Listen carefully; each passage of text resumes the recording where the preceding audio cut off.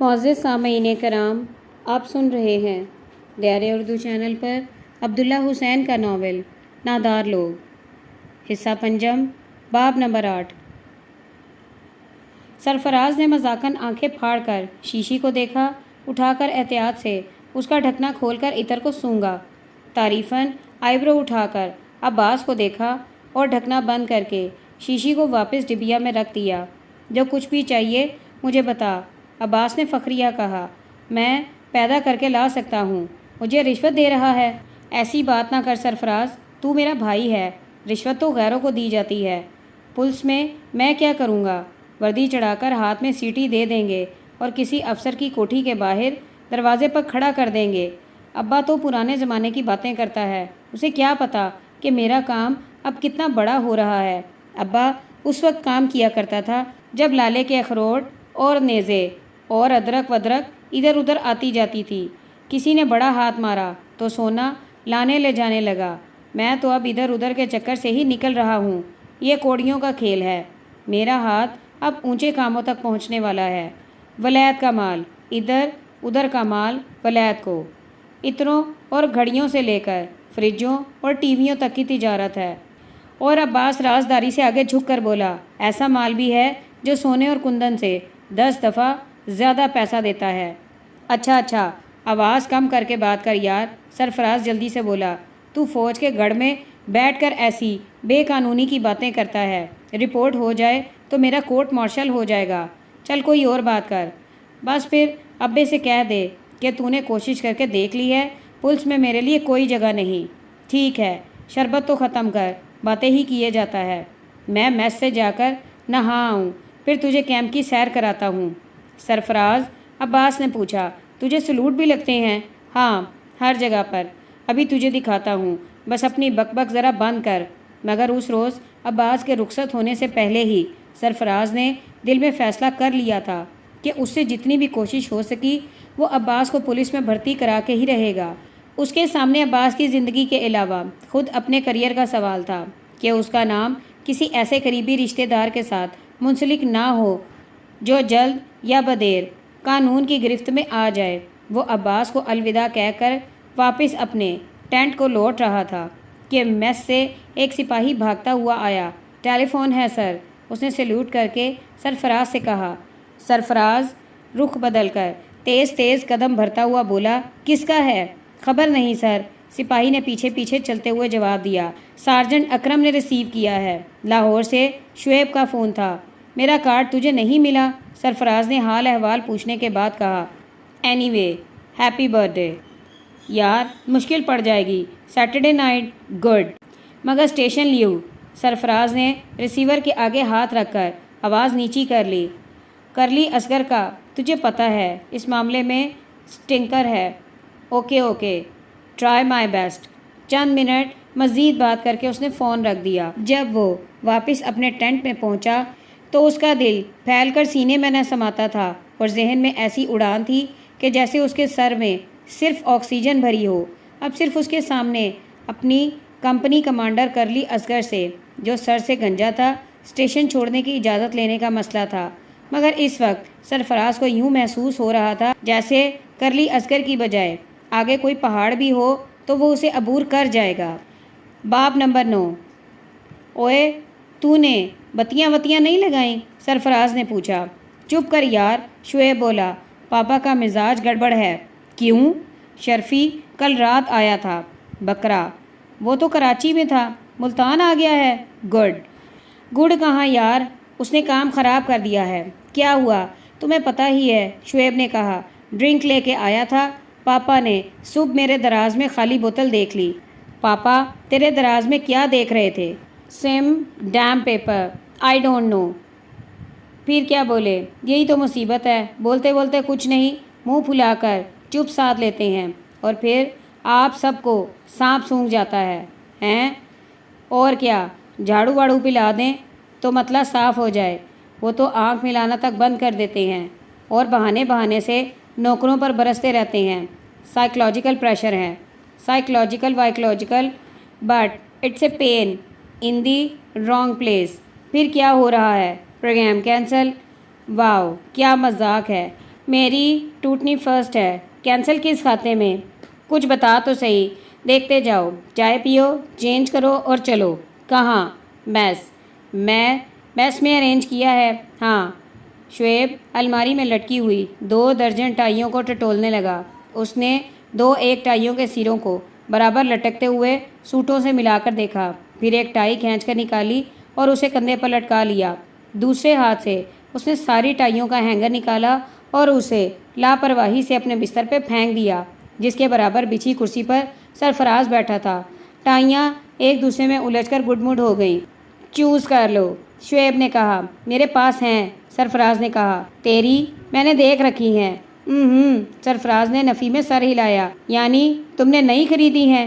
سرفراز ہلکی مسکراہٹ لیے اسے دیکھتا رہا. اچھا شعیب بولا. اب تو نے ٹائیاں خریدنی شروع کر دی ہیں. ذرا دیکھوں تو صحیح. اپنے کام سے مطلب رکھ، سرفراز نے جواب دیا.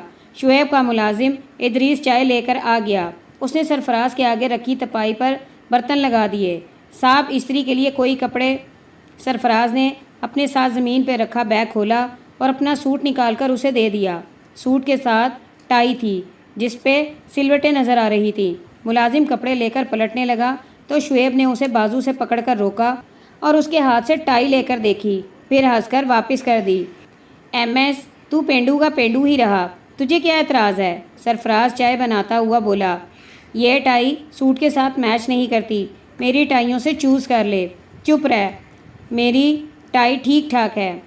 میرا کیا جاتا ہے؟ پھر نہ کہنا کہ لڑکیاں مخول کرتی ہیں. شعیب اس کے لہجے کی نقل اتارتے ہوئے بولا. لڑکیاں؟ ہاں لڑکیاں. یہ مخلوق کبھی دیکھی ہے؟ نہیں. سرفراز ہنس کر بولا. کہاں سے آئی ہیں؟ چیمہ اپنی دوستوں کو پکڑ کر لائے گا. ادریس استری کیے ہوئے دونوں سوٹ اور ٹائیاں احتیاط سے اٹھائے اندر داخل ہوا. اس نے دونوں سوٹ الماری میں لٹکا دیے. برگیڈیئر صاحب کیا کر رہے ہیں؟ شعیب نے ادریس سے پوچھا. جی چلے گئے ہیں. کہاں چلے گئے؟ شاید کلب گئے ہیں. ٹھیک ہے جاؤ. پھر شعیب نے سرفراز سے پوچھا. پاپا سے ملاقات ہوئی؟ نہیں. چلو صبح مل لینا اگر زندہ اٹھے تو. سرفراز نے کہا. اٹھو گے نہیں تو ترقی کیسے کرو گے؟ چلو اب کرسی سے تو اٹھو، تیار ہو جاؤ. اب جب سرفراز کپڑے بدل کر تیار ہو رہا تھا تو ایک بار پھر اس کا دل اچھلنا شروع ہو گیا تھا. میس میں شرفی نعرہ مار کر سرفراز سے ملا. میں نے تیرے کرلی کا علاج ڈھونڈ لیا ہے.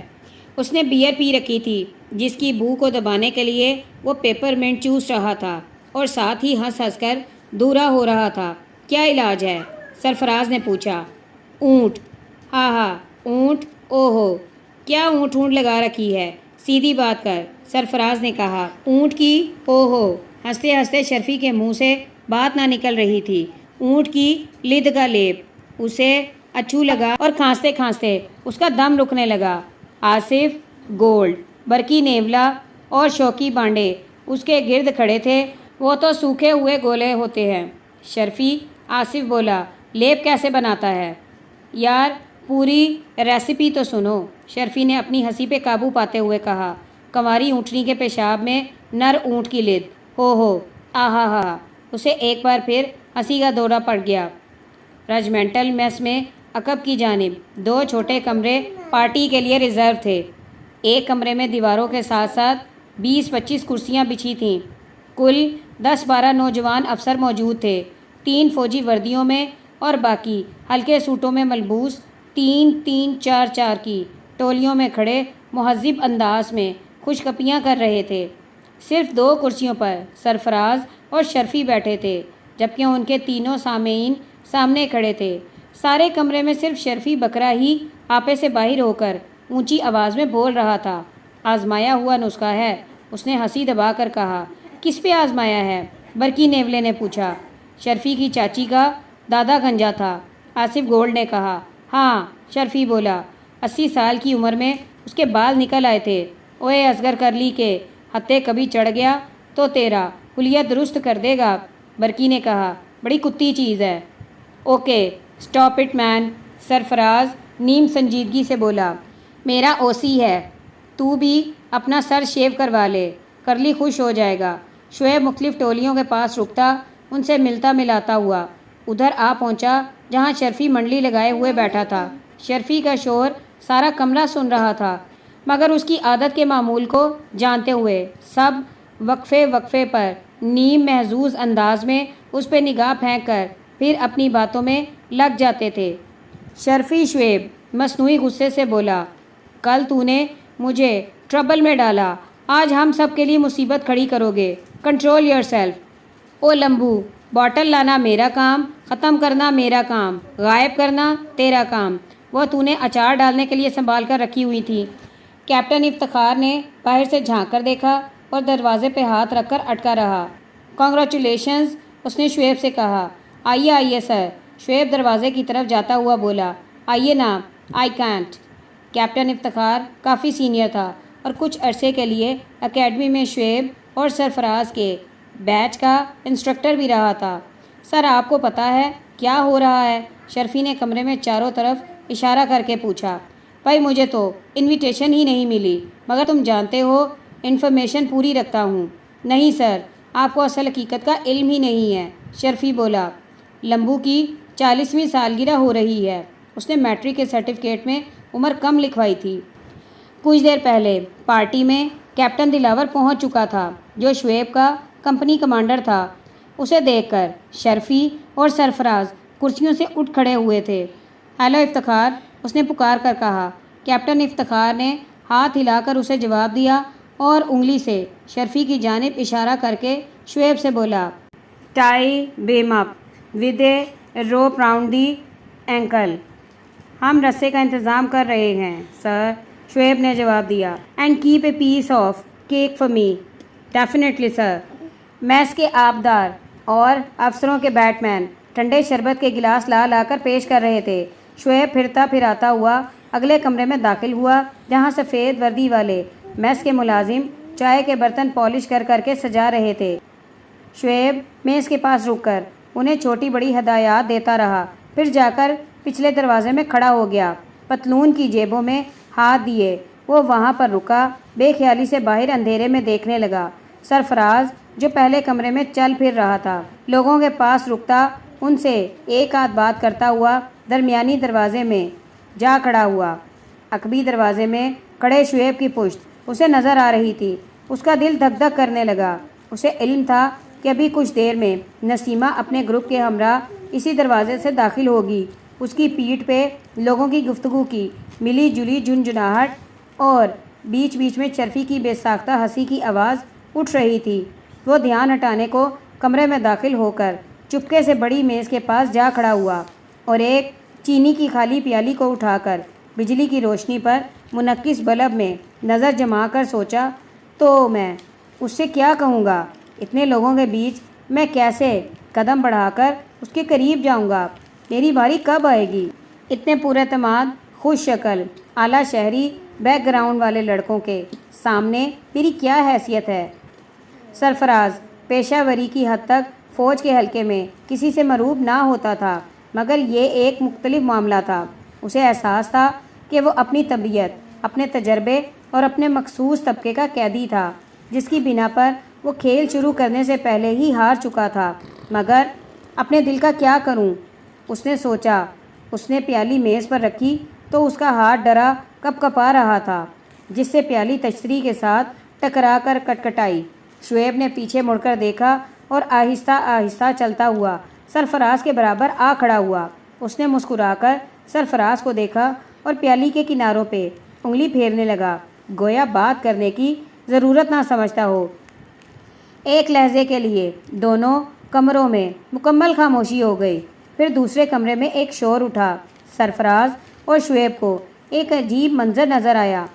درمیان والے دروازے میں دو اسپاٹ بوٹ ہوا میں لہراتے ہوئے دکھائی دیے، جو بے سہارا آہستہ آہستہ آگے بڑھتے آ رہے تھے۔ پھر دو ٹانگیں الٹی ہوا میں اٹھی ہوئی سامنے آئیں، جن کی پتلون گھٹنوں تک گری ہوئی تھی، اور جرابوں کے بعد پنڈلیوں کی 2-2 انچ جلد نظر آ رہی تھی، جس پہ گھنے سیاہ بال تھے۔ او مائی گاڈ، شعیب نے کہا۔ Oh my God, it is him again. Sarfaraz ہنس پڑا۔ شرفی اپنا کھیل دکھا رہا تھا۔ وہ ہاتھوں کے بل چلتا ہوا پیر اور کوہنیاں سمیٹے دروازے کو پار کر کے صاف دوسرے کمرے میں داخل ہوا۔ اس کے پیچھے پیچھے ایک بڑا گروپ کا غول تھا۔ بکب بکرے اور براوو کا شور کر رہے تھے۔ ایک دوسرا گروپ آپس میں باتیں کر کے کہکہے لگا رہا تھا۔ شرفی کے بازوؤں میں اب ہلکا سا ارتعاش پیدا ہو چکا تھا، مگر اس نے اپنی منزل پوری کر لی تھی۔ دروازے سے 1 فٹ آگے نکل کر اس نے ایک ایسی کلا بازی لگائی کہ اس کے پاؤں دھپ سے آگے زمین پر آ رہے اور پیچھے اس کا جسم اچھل کر سیدھا سامنے کھڑا ہو گیا۔ چاروں ہاتھوں پاؤں کے سوا اس کا کوئی حصہ کسی دیوار، دروازے یا زمین سے لگنے نہ پایا تھا۔ اس کا چہرہ لال بہوٹی ہو رہا تھا۔ کھڑے ہوتے ہی وہ پلٹا اور شوقی کے سامنے جا کھڑا ہوا۔ کم آن، پے اپ، وہ بولا۔ جیکٹ کا ایک کونا دروازے سے لگ گیا تھا۔ شوقی نے کہا، نان سینس۔ کوئی وٹنس؟ کوئی نہ بولا، سب منہ ہی منہ میں ہنستے رہے۔ رائٹ، شرفی نے کہا، کوئی بہانہ نہیں چلے گا۔ پے اپ۔ کم آن شوقی، کیپٹن دلاور ہنس کر بولا۔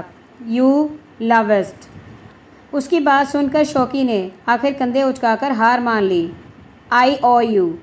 او یو کا کیا مطلب ہے؟ شرفی نے ہاتھ بڑھائے بڑھائے مطالبہ کیا۔ I want cash man, I don't carry man. Shauqi نے نیم سنجیدہ لہجے میں کہا۔ کم کم، جیب خالی کرو۔ وی آر رائل، برقی اعلانیہ انداز میں گویا ہوا۔ رائلز کیش کیری نہیں کرتے۔ آل رائٹ شرفی، کیپٹن دلاور بولا۔ آئی او یو کوئی ڈس آنریبل بات نہیں۔ It's a gentleman officer words. Gentleman officer? Sharfi نے بے یقینی سے آنکھیں پھیلا کر سوال کیا۔ سب کہا لگا کر ہنسے۔ چند ایک نے تالیاں بجائیں۔ پارٹی کا جمون ٹوٹ گیا تھا۔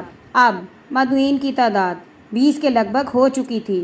لوگ دونوں کمروں میں بٹ گئے تھے اور آزادی سے گفتگو اور مذاق کر رہے تھے۔ اسی وقت عقبی دروازے پر مچلتی ہوئی کار کی روشنیاں گزریں۔ کچھ ہلچل کے آثار پیدا ہوئے۔ کار کے دروازے کھلنے اور بند ہونے اور کچھ لڑکیوں کے باتیں کرنے کی آوازیں آنے لگیں۔ پہلے کمرے والوں کو خبر نہ ہوئی، مگر پچھلے کمرے میں ایک دم خاموشی چھا گئی۔ سب کی نظریں دروازے پہ لگی تھیں۔ نسیمہ ایک بڑا سا ڈبہ اٹھائے دروازے میں نمودار ہوئی۔ تیز نظروں سے کمرے میں چاروں طرف دیکھ کر وہ بے ساختگی سے مسکرائی۔ اس کے چہرے سے خوشی ظاہر ہو رہی تھی۔ وہ کونے میں رکھی ہوئی ایک چھوٹی سی تپائی تک گئی۔ ہاتھ میں پکڑا ہوا ڈبہ اس پہ رکھ کر وہ اپنے بھائی کے پاس جا کھڑی ہوئی اور باتیں کرنے لگی۔ سرفراز اس سے 3-4 قدم کے فاصلے پر کھڑا تھا۔ اب پہلے کمرے سے لوگ آنے شروع ہو گئے تھے۔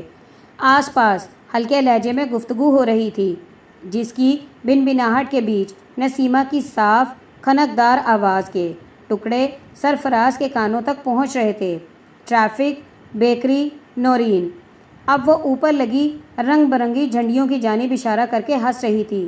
اس کی آواز سن کر سرفراز کو ایک لحظے کے لیے اپنے کانوں کی سنسناہٹ کے اندر یوں محسوس ہوا جیسے چاروں طرف خاموشی چھا گئی ہے اور رات کی تاریکی میں دور سے بیلوں کے گلے کی گھنٹیاں بج رہی ہیں۔ نسیمہ نے فیشنیبل قسم کا شوخ رنگ غرارہ پہنا ہوا تھا اور قمیض کے اوپر کندھوں پہ ہلکے سرخ رنگ کا دوپٹہ لٹک رہا تھا۔ وہ نسیمہ کی آواز سننے میں محو تھا کہ اچانک اسے احساس ہوا کہ کسی نے اس سے کوئی بات کی ہے۔ سرفراز چونک کر مڑا۔ لیفٹیننٹ سرخرو خان اپنی بڑی بڑی بلوری آنکھوں سے اسے دیکھ رہا تھا۔ Wake up M S, what's wrong? دونوں کھلکھلا کر ہنس پڑے۔ آنکھ کے کونے سے سرفراز نے دیکھا کہ اس کے ہنسنے کی آواز پہ نسیمہ کو پہلی بار اس کی موجودگی کا احساس ہوا اور اس نے اچنتی ہوئی نظر سرفراز پہ ڈالی۔ سرفراز اپنے خیال میں اس قدر کھو چکا تھا کہ اس نے 3 دوسری لڑکیوں کی جانب دھیان بھی نہ دیا تھا جو نسیمہ کے پیچھے پیچھے کمرے میں داخل ہوئی تھیں۔ نورین، جو کسی حد تک شعیب کی چہیتی تھی اور جسے سابقہ پھیرے پر سرفراز نے دور سے دیکھا تھا، چست اور چمکیلا لباس پہنے ہوئے تھی۔ اس کے ساتھ ایک اور خوش شکل اور ذرا سر نکالتی ہوئی لڑکی کھڑی تھی۔ تیسری لڑکی ذرا فاصلے پر کھڑی منہ اٹھائے چھت سے لٹکتی جھنڈیوں کو دیکھ رہی تھی۔ اس کا قد چھوٹا، بدن منکنی اور لباس سیدھا سادہ تھا اور وہ نہایت خوش خلقی سے باتوں کے جواب دے رہی تھی۔ اس کی معمولی شکل و صورت اور طور طریقے سے ہمت پا کر نوجوان لڑکے ایک ایک کر کے اس کی طرف بڑھنا شروع ہو گئے تھے۔ اس ماحول میں اس کی خامیاں خوبیوں میں تبدیل ہو گئی تھیں۔ نوجوان افسروں نے ایک نظر کے اندر دوسری لڑکیوں کے مقابلے میں اس لڑکی کے طبقے اور اس کی حیثیت کا تعین کر لیا تھا اور بے خطر ہو کر ایک ایک انچ اس کی جانب کھسکتے جا رہے تھے۔ سرفراز نے رخ بدل کر اپنے ارد گرد دیکھا۔ سرخرو خان کسی اور سے باتیں کرنے میں مصروف ہو چکا تھا۔ سرفراز نے جی کھڑا کر کے ختم بڑھایا اور شعیب کے پاس جا کھڑا ہوا۔ السلام علیکم۔ نسیمہ نے اپنی بات چھوڑ کر اپنے مخصوص انداز میں ہاتھ الٹ کر ماتھے سے چھوا۔ آپ کب آئے؟ ابھی آیا ہوں، سرفراز نے گھبراہٹ میں جلدی سے جواب دیا۔ ابھی؟ ہاں، شعیب نے بات کاٹ کر کہا۔ ابھی ان کا چاپر باہر اترا ہے۔ سرفراز ہنس پڑا۔ میرا مطلب ہے آج ہی آیا ہوں۔ ہمیں کچھ بیکرز نے دیر کرا دی، کچھ ٹریفک نے، نسیمہ بولی۔ پھر اس نے سارے کمرے میں نظر دوڑائی۔ سب آ گئے ہیں۔ کیا خیال ہے شروع کر دیا جائے؟ شعیب نے بھی چاروں طرف نگاہ ڈالی۔ ہاں، وہ بولا۔ ٹھیک، نسیمہ شرارت بھرے لہجے میں بولی۔ اب تم اس دروازے کی طرف منہ کر کے کھڑے ہو جاؤ۔ اس وقت تک تم مڑ کر نہیں دیکھ سکتے جب تک میں آواز نہ دوں۔